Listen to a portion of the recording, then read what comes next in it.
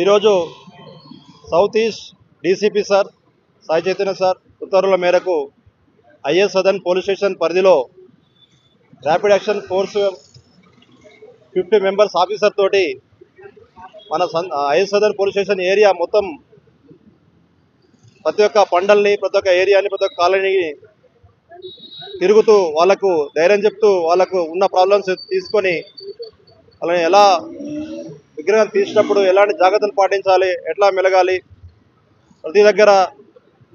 విగ్రహం తీసినప్పుడు ఏది విద్యుత్ శక్తికి సంబంధించింది కానీ